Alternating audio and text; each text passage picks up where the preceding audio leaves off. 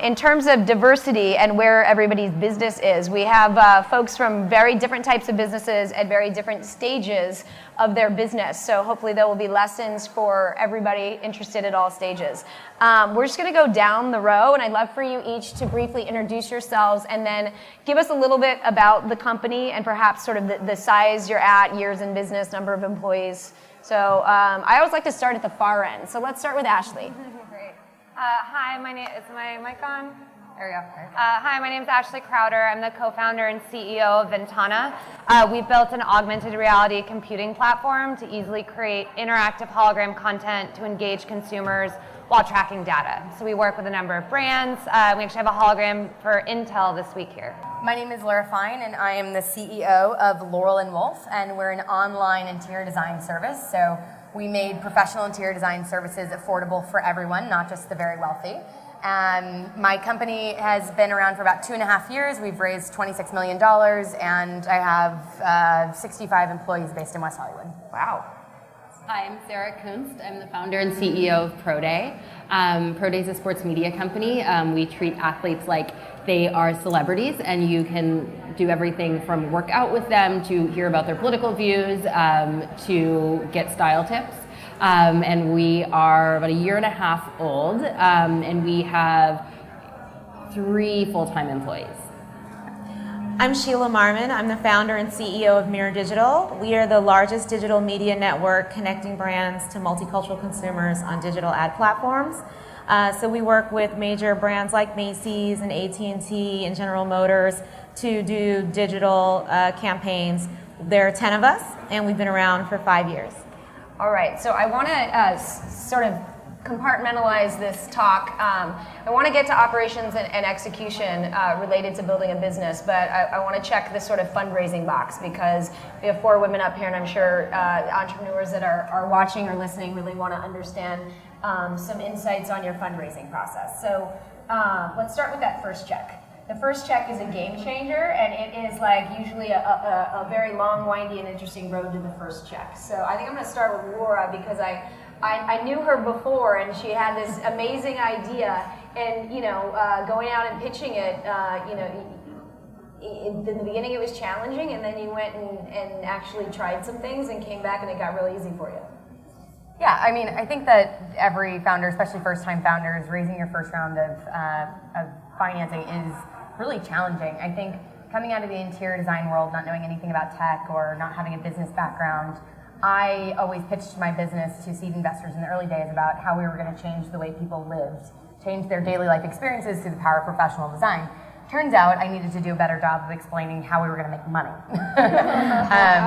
which is a great learning experience. I think that I must have pitched 100 plus angel investors and institutionals in my first round of financing. Felt like it took 200 years. It took 6 weeks, but in the end, I think that it was a great opportunity for me to kind of learn about different investors. I heard someone saying on a panel earlier, don't just kind of repeat what's on a website, don't just assume, but do your homework.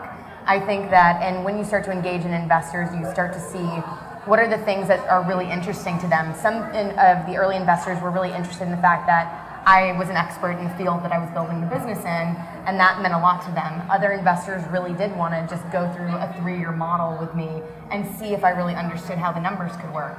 So I think you get it wrong a lot of times, but as long as you're learning and adjusting along the way, then you'll be able to successfully raise. Ashley? I'd say mine's a little similar story. I mean, I have an engineering background, not business. Raising was a totally new environment for me. And we started the company 4.5 years ago. So when I said augmented reality and holograms, people thought I was talking about stickers. Yeah. That flash, right? And I'm like, no, like you somewhere else, And being based in LA, the initial was around entertainment. So at least when I met Paradigm, they said, wait, our artists can be 10 places at once. You're printing money. That makes sense to me.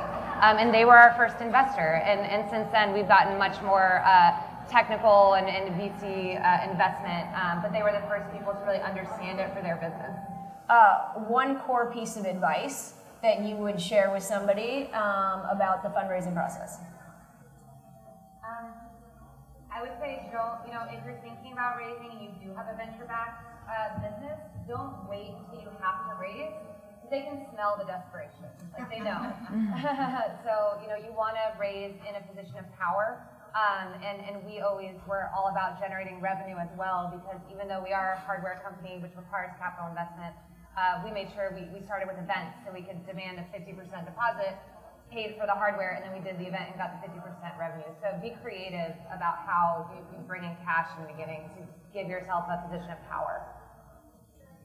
I give especially in your first round, I give the same advice to all early stage companies, which is own your process, control your process. And it was something that a friend of mine gave me that advice when I was raising my first round, because we were raising on a convertible note and all these investors had kind of committed, kind of not. And they're telling me, well, what's the close date? I'm like, it's a convertible note. There is no close date, right? And you're just like, I'm explaining your business to you, right? But everyone wanted to know. And so my friend says, Laura, you have to control your process. Set a deadline and say you're either in or out, and by this date. And it was great advice. And we actually ended up getting there. And it's terrifying because you're like, well, what if everyone pulls out, right?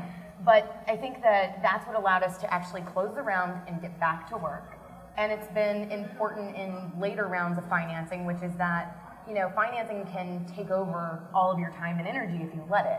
But if you're strategic about who you want to meet and when and why and how you want your next round of fundraising to kind of go, if you think about it in that way, I think it's less intrusive in your business. So if you really own it and control it, it will be, I think, an easier process. These 4 women are inspiring young girls that they can do anything, be anything, and go start really great companies. Thank you. Awesome. Thank you.